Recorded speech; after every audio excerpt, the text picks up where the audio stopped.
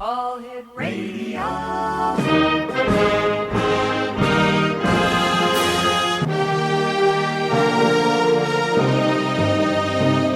Welcome to the X Zone, a place where fact is fiction and fiction is reality. Now, here's your host, Rob McConnell.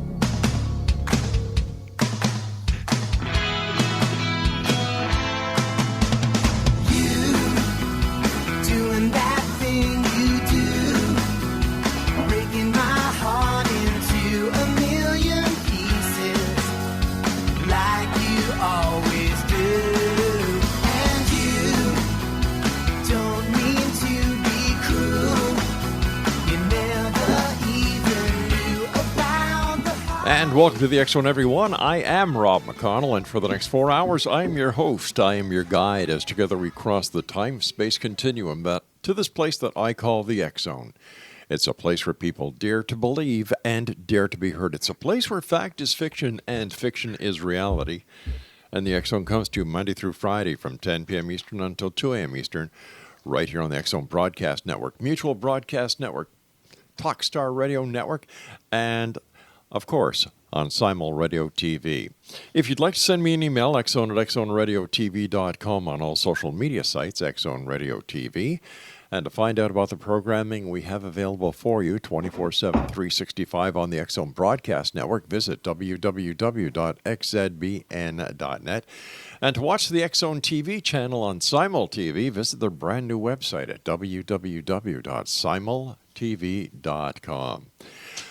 All right, X Zone Nation, before I get to my first guest tonight, David DITCHFIELD, we're going to be just taking a look at the world today. The world is totally screwed up. The cops are the bad guys. The bad guys, well, they claim to be the good guys. They're tearing down statues. They're burning the flags. What's next? Are they going to be burning down museums? Are they going to be closing down and burning libraries? What is happening in this world today? Well, we can only guess, but watching the news, in my opinion, is the worst thing you can do. I think what we should do is shut our televisions off and just ignore all the news channels for 30 days. Let's see what happens to all these riots, these protests, the looters, if no one pays any attention to them. Do you think it'll stop? Do you think it'll make a difference? Well, I do. And I'd love to hear what you have to say about that. Send me an email, xzone@xzoneradiotv.com. As I said, my first guest tonight is David DITCHFIELD. And David is a near-death experience-inspired artist, composer, and author. He wants to use his NDE to make positive difference to people's lives. In 2006, he was dragged under a speeding train in a freak accident. Now, as the surgeons fought to save him, he had a profound NDE. When he woke up in hospital, he had acquired astonishing new abilities. Joining me now to talk to us more about these abilities and his newly developed talents is David DITCHFIELD. And David, welcome to the X Zone. Hi, Rob. Good to meet you. Tell us about your accident, David. Yeah, sure. Well, what happened was I'd been living in London at the time, and I'd gone to visit my sister and her family who live out in the country in Cambridge. And a friend had come up to visit me for a few days, and so we were just hanging out together, having a lovely time. She had to get back to London, so I took her to the rail station and helped her onto the train with her bags and what have you, and said goodbye and gave her a hug and a kiss. And at that point, we heard the emergency door alert go off, so I stepped back, and as I did, like the bottom section of my coat got caught in the closing doors. Oh, heavens. So, yeah. And I tugged as hard as I could, believe you me, but nothing happened. It wasn't going to get released. Mm-hmm. So I looked around for a guard on the platform, and there wasn't one. There was no guard whatsoever. So I called out, shouted for help, just hoping that I might alert somebody in the station itself, but nobody turned up. And I heard the engine start to rev up, ready to leave. So I was banging on the doors, hoping that maybe a guard on the train itself would come running through, but that didn't happen either. So at this point, I thought, okay, this is it, Yeah. and the train just started pulling out. And I remember looking into the eyes of my friend Anna, who I was seeing off, and just seeing the horror in her eyes, Mm-hmm. And that made me just feel, well, I'm going to die. This is it. I'm not going to survive this. Yeah. So the train started edging its way along, the platform at great speed. Actually, you don't realise just how fast they pull out of stations until you're attached to the outside of a train. And I lost my footing and I got dragged along the platform. And then next thing I knew, I was pulled between the space of the platform edge and the train itself. And then I got sucked under, and what was only describe it as being sucked down into the gates of hell, if you like. And it was just like being thrown into a machine, into a complete tumble dryer, full speed washing machine, whatever, And I was just tossed around all over the place, and it was banging my head, and everything was. Ooh. It was a very, very violent sort of experience, and then suddenly I found myself lying, in between the tracks, if you like, and the train was still continuing to go at great speed, and I figured, well, it's not over yet. I could get hit by some of the undercarriage. Yeah. So it's interesting. I just thought of all the Bond movies I'd ever seen, and Indiana Jones. I thought at this stage they would keep their heads right down, and so my nose was right into the oily gravel. And I guess that saved me, because at that point the train eventually moved on. It seemed like it was going on forever. It was quite a long train, and then off it went and disappeared off down the track, and left me,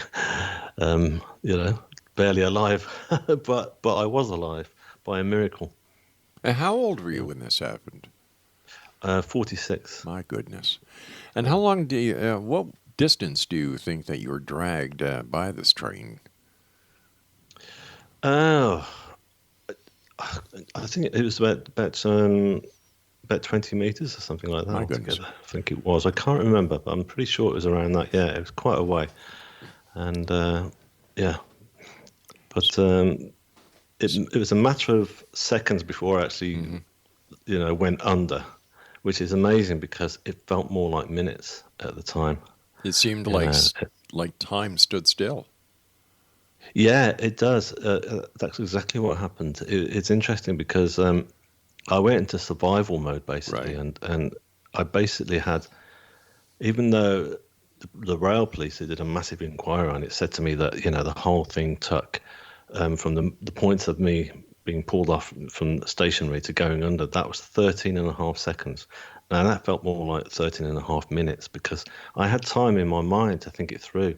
I remember seeing this news article a matter of weeks before where a young child had been thrown from a burning apartment block and had survived without any broken limbs. And they said the reason being is because young infants are so they don't tense up, And so I thought that's my only chance is to relax. So I had time in my mind to actually think all this through and process it and do it, And so that's exactly what I did. I let myself go with it, if you like. So, yeah. Now, obviously, you were taken from the tracks, brought to the hospital, and you must have had major injuries. I did do, actually, yeah. I mean, it could have been a heck of a lot worse. The rail police, when they finished off all their inquiries, they actually sort of said they shook their heads. It took a year to do the whole thing. And they said, look, we don't get it. You should be dead. All our calculations, you should not have survived that. We don't understand it. So I said, no. But yeah, I mean, I was knocked about really bad. I mean, the main thing that happened was my left arm was severed. Oh my God! From the elbow down. Yeah, so that was pretty horrific, and it meant that I lost a lot of blood. And it was one of the first things I noticed, because I'd been wearing this really good quality coat that day that I couldn't get free from those doors, and that was completely shredded, right open, and as was my arm. Now, we have to take a commercial break in a minute or so, but I want to talk to you when we come back from the break about your near-death experience, and why I'm carrying it over until the next segment is I don't want to interrupt you. You've got a fascinating story, And thank you so much for coming on the show tonight and sharing it with us. it's a X-Zone Nation, our guest is David Ditchfield, and his website is www.shineonthestory.com. That's www.shineonthestory.com. And for those of you who just may be joining us here on the X-Zone Broadcast Network, David Ditchfield is our guest. He is a near-death experience-inspired artist, composer, and author. Now, he wants to use his near-death experience to make a positive difference into people's lives. We've been discussing in this first segment the accident in 2006 when he was dragged under a speeding train in a freak accident. When we come back, this fascinating story continues. This is the X-Zone. I am Rob McConnell. We're coming to you from our broadcast center and studios in Crystal Beach, Ontario, Canada, on the shores of Lake Erie. And David and I will be back on the other side of this break. And if you'd like to send us an email, don't forget the email address is xzone@xzoneradiotv.com. On all social media sites, X-Zone Radio TV.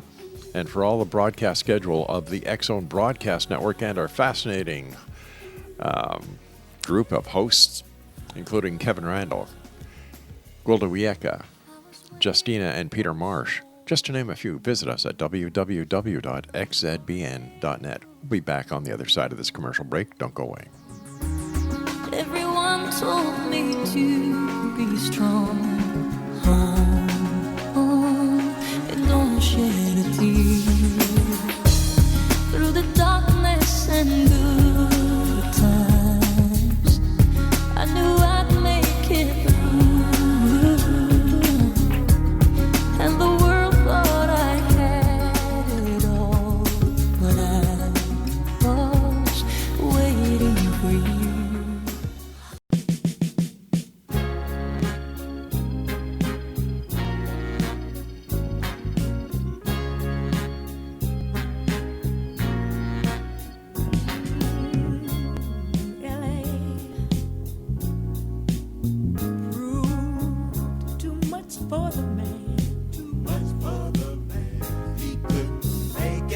So he's leaving the light he's come to know. Ooh. He said he's going back to find, ooh, what's left of his world, the world he left behind not so long ago.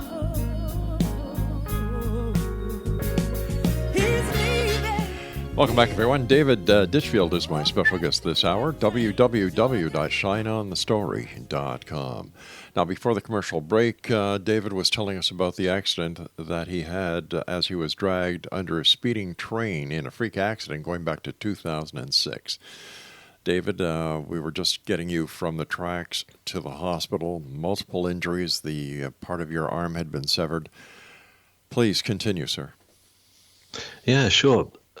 Well, anyway, we raced down the highway in an ambulance at full speed to the hospital, and I remember arriving there and seeing like this. It was like this semicircle of like a team waiting for me of medics and nurses and doctors and surgeons, and so in I went, and they were frantically running around, trying to save me at that point. And so I was laid there, and my family had arrived as well. So there was an awful lot going on at that point, and I was in an awful lot of pain. And the light was really intense, because just being in that hospital, it was very bright, just lying on my back. And then I suddenly went from all that agony and all that pain and intense light to what seemed like a darkened room, but like a really beautiful, relaxing, darkened space, if you like. And I suddenly thought, where am I? And I just I looked around me, and suddenly I saw all these there were like these pulsating colours, or pulsating all around me. They were like sort of like ambers and greens and reds and yellows, just slowly pulsating, and I found that so relaxing. And I looked around, and I was no longer lay on the hospital trolley that I was lying in hospital on. I was now lay on like this huge slate rock. It was almost like a big medieval altar. And I thought, wow, this is amazing. And I figured at that point this is it. I passed over, that I Yeah. died. And so I lay back onto this slate rock, and it felt really comfortable. You wouldn't think that lying on a slate rock would be, but it was. And I was totally at peace with where I was. I got no sense of fear or regret or my goodness, I've died. It was just I just went with it because it just felt so beautiful. And I suddenly felt the presence of somebody or something else nearby.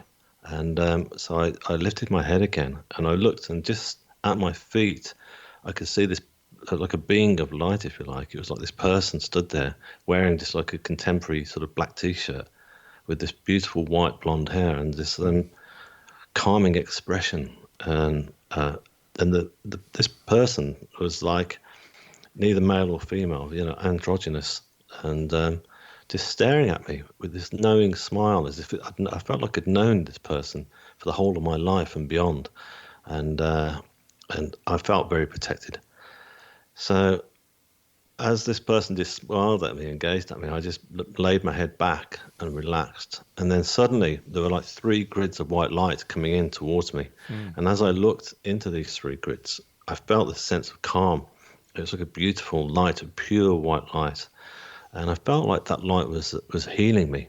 I could, and I couldn't take my gaze away, even though it was so bright. I mean, electric light or sunlight that bright, you couldn't look into. But with this, you could. And it was great, just the sensation of this light. And then I suddenly looked up again and realised there were 2 other female forms either side of me, and they got their hands stretched out over my body, and they were like they were healing me with their hands, almost like a form of like a Reiki healing, if you like. And I could feel this sensation of love that was coming from them. And it was just transmitting through their fingertips and into my body. And it was almost like every molecule on my body was vibrating with this sensation of love. And I looked at them, and one of them, the one was the like sort of dark brown hair, sort of European sort of look about her, and the other girl was more sort of like either Asian Indian or American Indian sort of look about her. And again, I felt this kind of like I knew them, and I felt safe in their hands. And it's like I felt like they were healing me and getting me prepared for something which I didn't know what. But it was a beautiful feeling. And at that point, I thought I'd better check my body and see how it's all looking. And everything was intact. My arm was fixed. There was not even a bruise or a scratch, and I could just see every part of my body, which was covered in this beautiful blue sort of satin or sheet, like a cloth, which is a very cool, calming sort of effect. And I just lay back and enjoyed the healing that I was getting. And I suddenly thought about my family. I thought, well, I knew that they were down in the emergency department in the hospital. I knew that they were really distressed when I'd been brought in, as it was. So I thought they're going to be really beside themselves now because clearly I'm dead. And I passed on. So I thought if I look over my left-hand shoulder over the side of this big rock, Right. I would probably see them. So I looked over my left-hand side, and I didn't actually see them at all. I couldn't. But what I did see was this most beautiful and remarkable sight, and it was like a huge waterfall, like a huge arc of stars that was just cascading down, and there was more like shooting stars falling down through the middle. And when I looked down, it looked like all these stars were cascading down into other galaxies, and into infinity.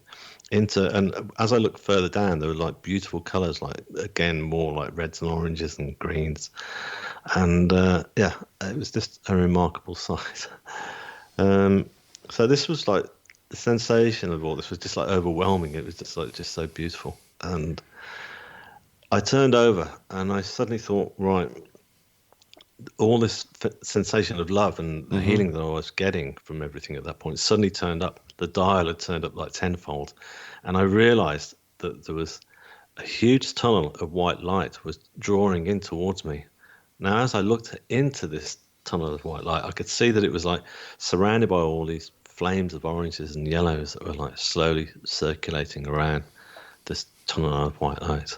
And the energy that was coming off that was remarkable. And Sounds like it. and I just knew, yeah, it was. It was just basically I understood at that point, because a lot of what was coming to me was a lot of knowledge and telepathy was happening throughout, and I just thought, right, this is the source of all creation. This is God. This is where it all comes from, and it's not, the image that we all know and think of as God, like on the Sistine Chapel in Rome. And it's not a male form. It's actually a white tunnel of light. It's surrounded by these dramatic flames. And it was just, wow. I just thought, that's it. I've just discovered. I'm looking at God now. When was it that you decided to return, and how did you return back to your body? Well, basically, it wasn't that I made a conscious decision myself. I don't think it was me who decided. I think whoever it was, they made the decision to send me back pretty much at that point. I remember lying back, and then I thought, and suddenly, as I lay there, was smiling and laughing, and with that knowledge of what I'd seen, that I discovered God, that they sent me back, and I was suddenly crashing back down into my body, and I'd gone from this beautiful place right into the hospital and straight back into the pain threshold and the bright lights and overkill. Yeah. Now, during your near-death experience, did you look down from the atop and see yourself on the operating table? Did you see the surgeons working on you? No, I didn't do. No. I know, obviously now, because I've looked into near-death experiences, that some people do actually have that experience, but that wasn't the case with me. And the only only type of deity that you actually saw that you could relate to being God was this white light. Am I correct? Yeah. So that's it. That's to me that's where it all comes from. That's the source of all creation, as I say. So All right, listen. We've got to take another break here. So when we come back, we'll continue the story and talk about the amazing things that you were able to accomplish after this train accident in 2006. Your accident, your recovery, and we'll talk about your musical instinct, your musical composing, your high-quality paintings, and much more. Exonation, our guest this hour is David DITCHFIELD. His website is www.shineonthestory.com, and David and I will be back on the other side of this break with the news as we continue here in the X Zone from our broadcast center and studios in Crystal Beach, Ontario, Canada. Don't forget, you can join me Monday through Friday from 7 a.m. until 9 a.m. on www.cbrtv.com.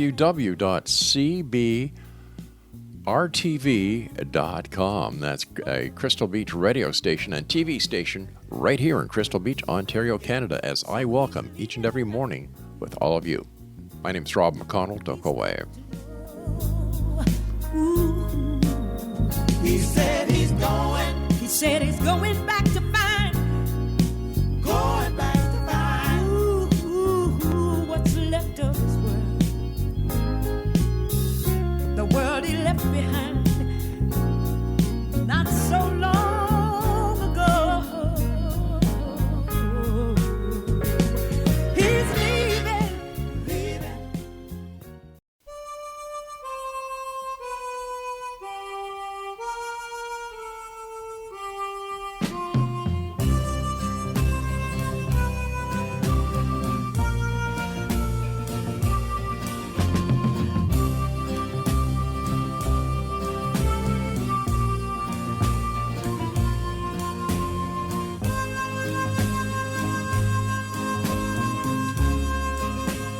Welcome back, everyone. This is the X Zone. I am Rob McConnell, coming to you from our broadcast center and studios in Crystal Beach, Ontario, Canada. If you'd like to send me an email, xzone at xzoneradiotv.com, on all social media sites, Xzone Radio TV, and for the broadcast schedule and all the other great shows that we have available for you 24/7, 365 on the X Zone Broadcast Network, visit www.xzbn.net. David Ditchfield is my special guest, and his website is shineonthestory.com. Now, David, prior to your near-death experience and the encounter that you had with those on the other side, as well as the recognition of the beam of light or the tunnel of light or the white light as you saw it, were you interested in any part of spirituality, New Age phenomenon, or any of the spiritual work that is going on in the world today? No, not at all. It's interesting because when I had the near-death experience, and when I came back, I actually figured that I was the only person that it had happened to. I thought, because I'd never heard of near-death experiences. I'd had one slight brush with spirituality, and this was interesting actually, because it was a couple of months before I'd been travelling up to see my sister once more with the family, and I was on the train and I sat opposite an elderly couple, and a lady there offered me a flyer saying, look, we're off to see a brilliant medium tonight. Why don't you come along? And I was going, yes, okay, thanks. I don't know why she started chatting, but she did, and. When I arrived at my sister's, I remember there was a lot of chaos there, with sorting out the kids and stuff, the boys. Sure. So I said, I'm just going to go and take a drink. So I went off, and then I decided to go and see this medium. And it was just curiosity. I just thought, let's go and see what it's about. And she picked me out amongst, the whole crowd of people who were sat in the spiritualist church. And she said, the man in the blue sweater over there, your life's about to change. And I was going, oh, right. I said, in what way? And she said, and she stopped and she turned and said, they're not telling me, but they're just saying it's going to be big and be ready for it. And at that stage, I figured, I'm going to win the lottery, I'm sure. going to get That'd be cool. The relationship. I'm after the big car and all that stuff, But obviously, I knew looking back that was a message. It was like a precursor as to that big change that was about to happen. So, yeah. So how has your belief in religious philosophy changed since your near-death experience? Yeah, totally. I mean, it's just, I think about my guides and the guides. I call them my guides that were there with me, healing me that day. I feel that their presence is with me on a day-to-day basis, and they work with me. And I also feel that we've all got those guides. We don't have to have a dramatic accident and go under a train and have a near-death experience to discover them. Because I found that those guides have been with me throughout my whole life, and I just hadn't realised it. So yeah, my whole belief and faith and in God as well has changed. Yeah. Now, I understand that you now compose classical music, and you're also an accomplished artist. Prior to this near-death experience, did you have any of these skills, any of these talents? No, not at all. I mean, I played guitar very basically, right. Sort of 3-chord wonder songs, in punk sort of pop bands and stuff. But no, I was definitely not classically trained, to write music. And in terms of paintings, that came about basically, just because when I came around from the anaesthetic, I was just so scared that I was going to forget everything, and I just thought, I've got to paint this, and I got this idea I was going to do it, but it was going to be a huge painting. I thought it's got to be like a huge canvas, like a Michelangelo, right? And so because it's a big story, so the painting came first. I mean, and in fact, when I came out of hospital, I talked about doing it, and my mum's sister, my auntie, had just come over. Well, she come over from Canada actually, so she popped over to visit the family, and she bought me a canvas, and so that was it. So I got started on this painting, and I knew that once I started it, that I was being helped. So yeah. Now you said you played in pop bands, right? Yeah. Okay. The information you sent us, it says that you played guitar in punk guitar bands. Yeah, that's right. There's punk pop. Okay. That's what I mean. That kind of right. genre. Yeah, nothing serious. I mean, I was just trying, like everyone, just trying to make a break. Now, prior to your near-death experience, prior to your near-death experience, what was your profession? It was I'd left school without any qualifications, basically. So I was, trying to pick up whatever work I could, and Right. most of it was manual labour work. So that was pretty much what I was doing. So which I wasn't very good at, actually. I Sure. just found that I was struggling to get by with that. I look around at the other guys, and I think, wow, they're really skilled. They can Sure. they can plaster a ceiling and a wall, and I can't even I don't even know where to start. I So understand that you so also have severe dyslexia. that's right. Yeah, yeah. I mean, that's why I left school and struggled to get work, because I Right. wasn't diagnosed with it when I was at school, and so I was just basically treated as being lazy and not trying hard enough. Very hard, but that wasn't the case. I Yeah. wanted to succeed.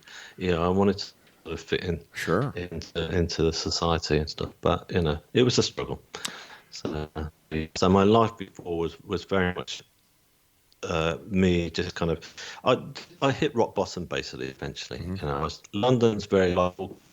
It's very hard to survive in financially, and so I was broke, and it was just life was very tough at that point. Yeah. How do you explain your ability now to, your new composer skills? You've apparently your debut as a NDE inspired symphony with the Divine Light, was apparently a completely sold out. And how many people were at the That's right. sellout event? How large was the audience? I think it was about the 350, Wow. I think, capacity was. Yeah. So, which was great, because they weren't used to selling out. It sold out 2 weeks in advance. The energy that was coming, that was the surrounding all that was fantastic. They asked me basically to talk to the local press about my piece. I said, yeah, sure. And then the local press loved the story, because it was based on my near-death experience itself, and they knew about the accidents because it was all over the local news at the time.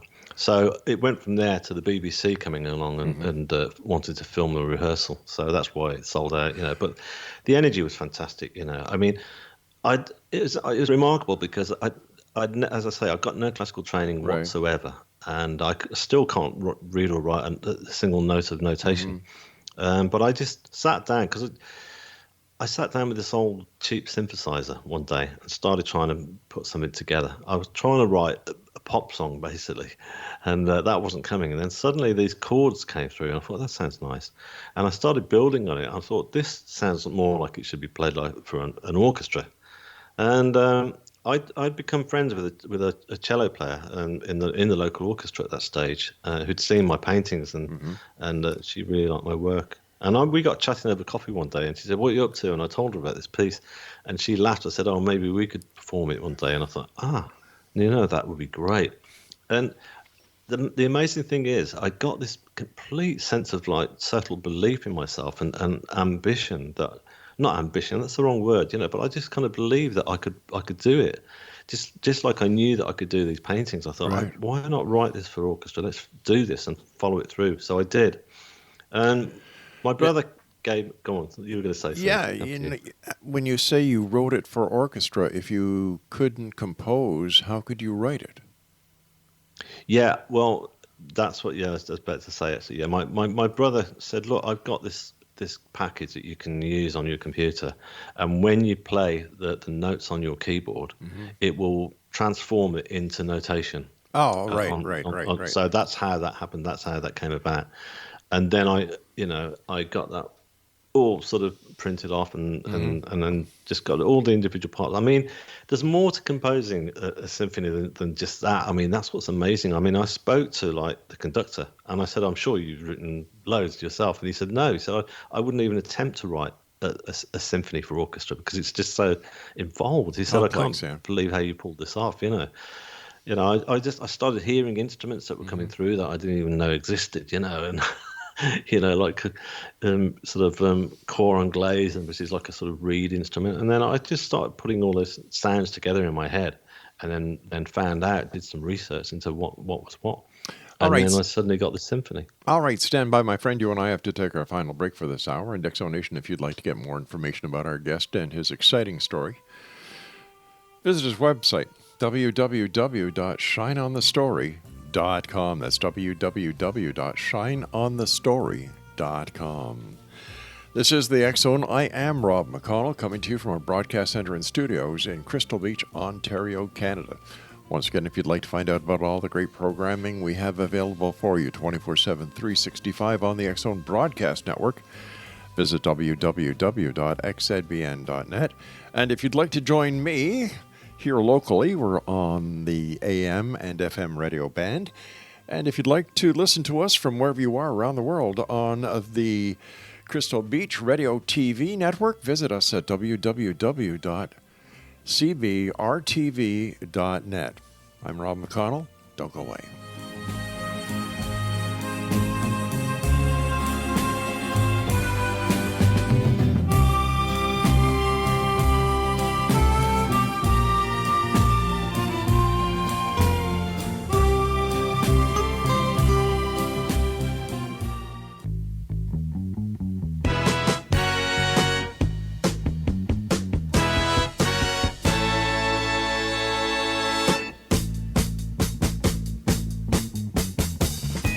The sound of your footsteps telling me that you're near. Your soft, gentle motion, babe, brings out a need in me that no one can hear except in my midnight confession. When I tell all the world that I love you, in my midnight confession. When I say all the things that I want to. I love you. What a little gold ring you wear on your hand. And welcome back. This is the X Zone. I am Rob McConnell. If you'd like to send me an email, xzone@xzoneradiotv.com. Our website, xzbn.net, to find out when and where you can listen to all the great shows that we have for you 24/7, 365. My guest this hour is David DITCHFIELD. His website is www.shineonthestory.com. David, you're a composer, you're a painter, you're a very lucky person to still be with us on this side of the veil. How has your experience on the other side changed you? Right. Well, the way I'd say it's changed me is that my life is a lot more three-dimensional now. I've got a massive appreciation of the world around me. Firstly, but the number one thing is that I've learnt self-love, because that's what I was given when I Right. was in my near-death experience, and I hadn't got that before. So I got no self-worth either. So I didn't believe in myself. Whereas now, I've got that sort of sense of self-belief and to drive me forward. Yeah. Would you So- say that in order to have others love you, you yourself must love yourself first? Oh, totally. Yeah. Yeah. And also to sort of find that self-belief to be able to, push yourself forward in life. And you've got to have that self-love. And I feel that we've all got really wonderful souls that are buried underneath years of time, whatever we've been through in our lives. In mine, it was oppression and guilt and feeling like a failure, and which was totally wrong, and so we've all got it within us, and we've all got our guides that we can call upon to help us find that, to find that voice. I understand that the foreword to your book, Shine On, was written by somebody that we've had on our show several times, Dr. Raymond Moody. How did Raymond get a hold of your book? Right. Well, straight after I'd done my first painting, I remember going onto the internet trying to find out more about what had happened to me, and obviously I started realizing about near-death experiences, and I found his name. So I sent an email just with the painting, and he actually got back to me a couple of days later and spoke to me and said how powerful it was. And then that was that, and I thought nothing of it. And then as time went on, I realized just how big he was. In fact, he coined the phrase near-death experience, as you probably know. Yeah. So when I wrote my book, I thought, well, I'd love to get in touch with him again, see if he would like to read it because and so I just randomly sent an email again, and I didn't hear back this time for months. And then his manager got in touch with me and said, "Look, I've just seen your website. I've just seen the trailer on your website and your story. It's amazing." She said, "Raymond's going to love this. Leave it with me." So she passed it on to him, and he read the book. And then she got back and said, "Yeah, Raymond loves it." And he said that he would write an endorsement. And I was going, "Oh, that'd be brilliant."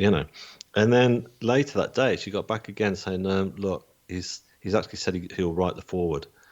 So that was just pretty amazing. So that was before it had even been published that he'd come back. And so, yeah, he's an amazing person and a really lovely soul as well. So I owe an awful lot to him. So yeah, that was brilliant. Tell me, David, are you afraid of death?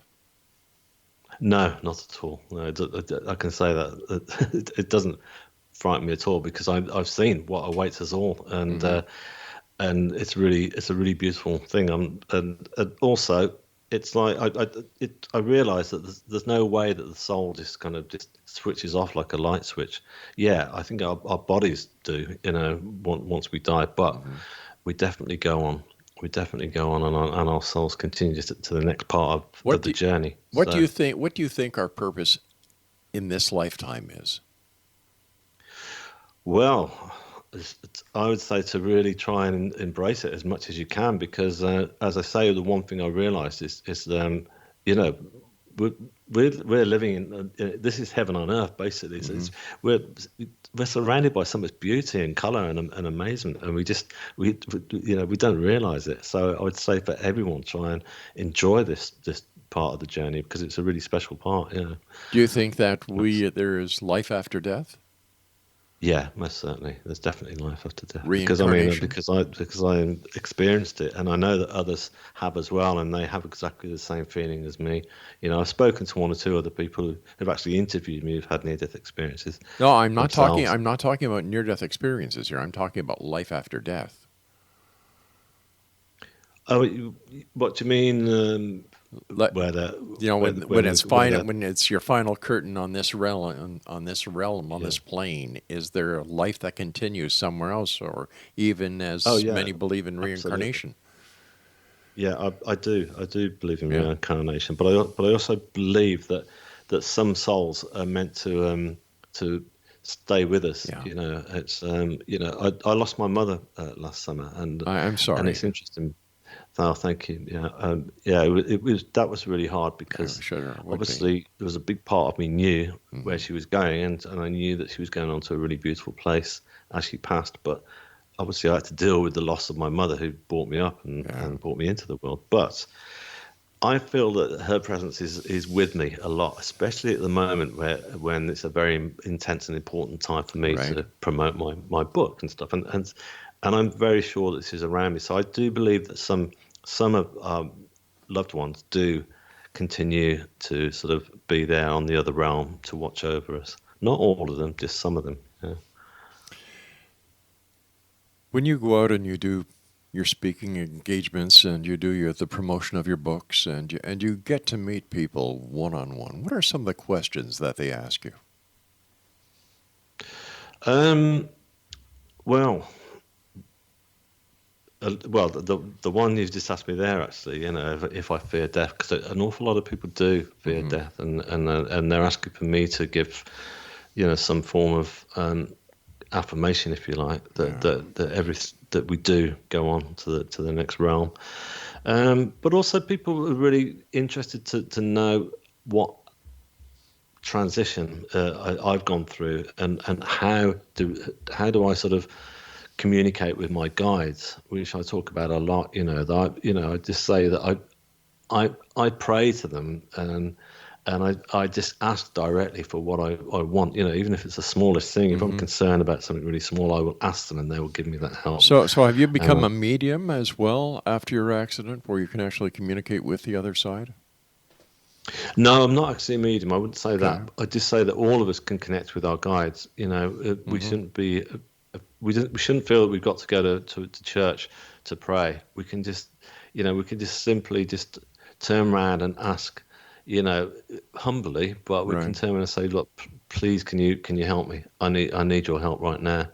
Rather than, a lot of faiths, we go through a lot of feeling like we're not worthy, or kind of like there's a sense of coming from a point of view that we're sinners almost. Forgive us for our sins, but I don't think we should be asking for forgiveness for our sins. We should be asking for help. All right. How did your wife and children take your accident and your progression into being a composer, musician, and artist? Right. Well, I'm not actually married, Okay. but my family all around me, they I